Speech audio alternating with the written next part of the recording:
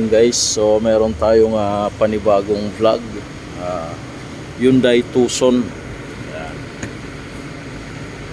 So ito gasolina. So yung main concern niya ay aircon. Yan. So minsan pagka nasa traffic, minsan nawawala yung aircon. So minsan pagka nasa rekta naman siya, so malamig. Yan. So ayan, check natin. So subukan muna nating paandarin. So ayan guys, makikita nyo merong freon yan. Papandarin muna natin.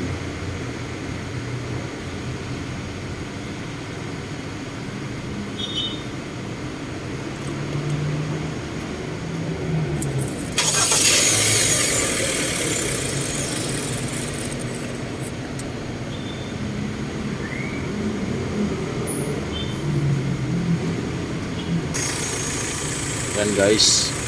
So umaandar na siya. Oh, aircon. Aircon.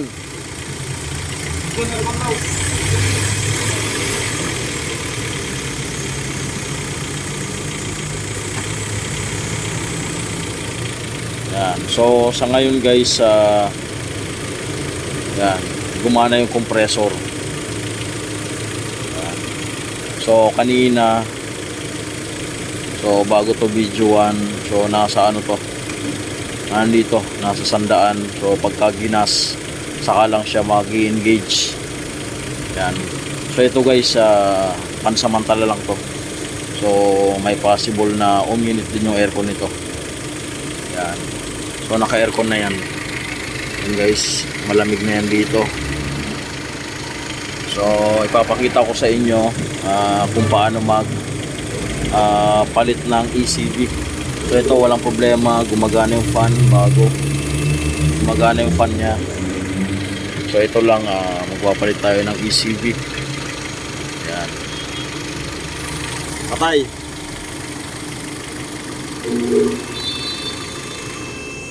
Yan. So pasingawin lang natin yung freon.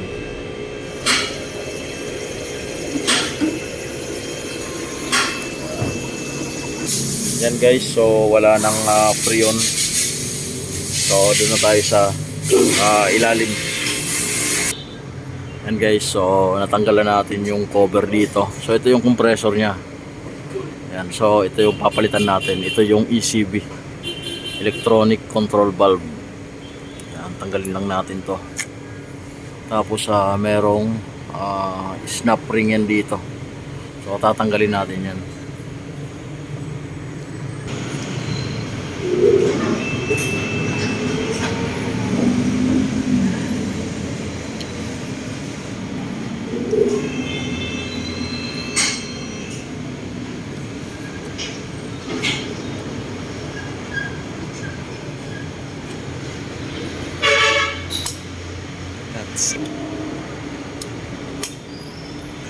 Yan guys, so ito na yung snap ring.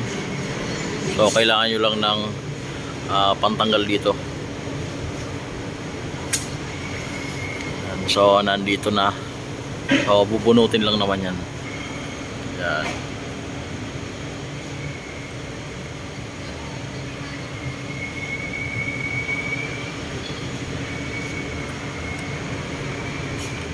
Yan. Yan. So ito yung papalitan natin guys. So ito yung nagko-control ng pag-engage tapos disengage. So magpapalit tayo nito. Yan. So papalitan natin ito. Guys, so nandito na yung ECB natin. So ito na yung pangkabit natin. Ito yung ikakabit natin. Yan. So ito yung bago. Ito yung luma. Yan. So kailangan lang guys, lalagyan dito ng langis para pagka sinuot natin hindi sasala yung o-ring niya. So para hindi tumagas.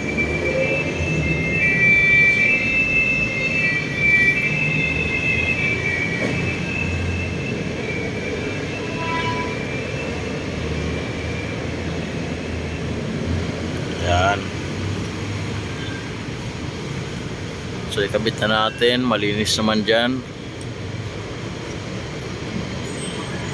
So tapat lang natin to dito.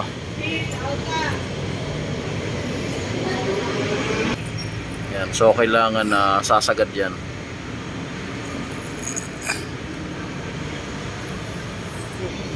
Yan.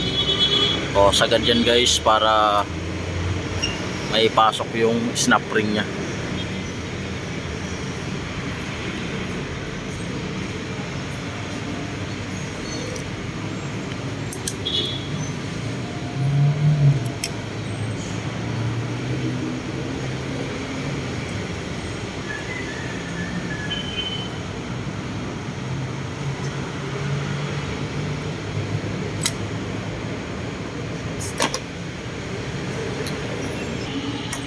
Yan.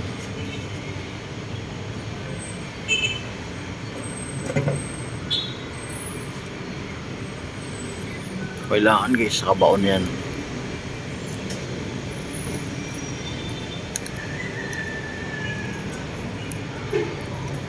Yan.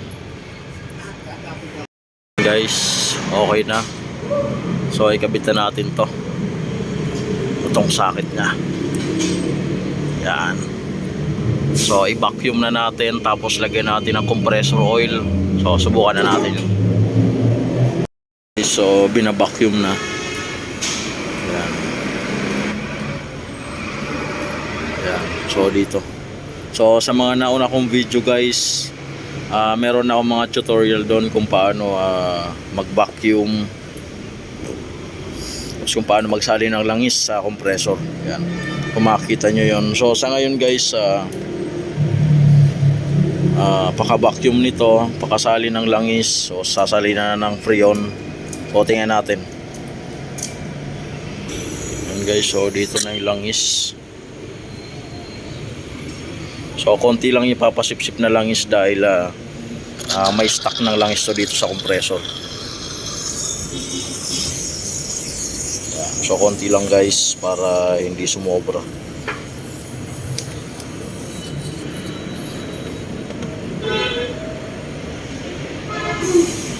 So kakargahan na natin ng freon guys. So parts muna natin para mawala yung mga langis-langis. Yan.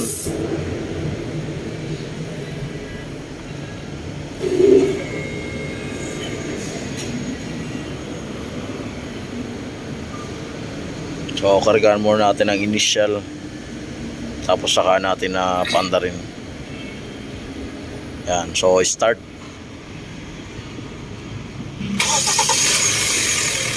Aircon.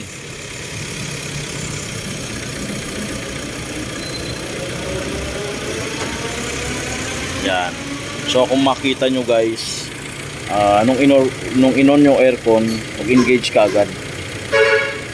So ibig sabihin, okay siya. Dahil ito, nung isang araw pa ito pinaobserbahan ko.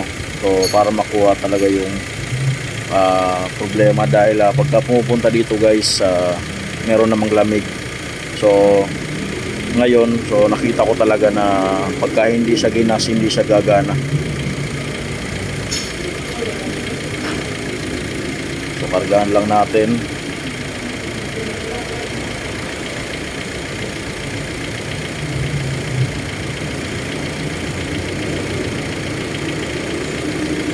Yan. So mapapansin nyo naman yan dito pagka sobrang lamig na.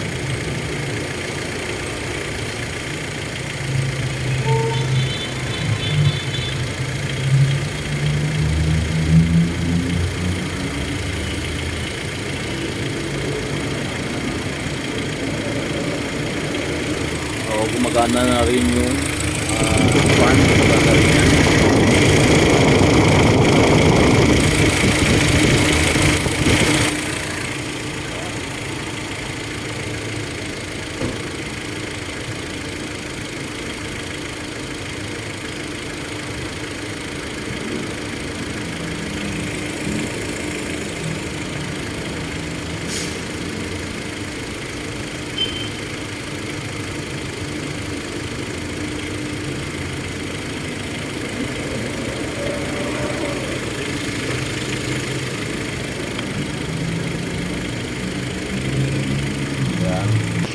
Yan guys, so ito na yung pinakamagandang reading. Yan, tapos nakuha niya na rin yung pinakang lamig. So napakalamig na dito. Tapos tingnan natin sa loob.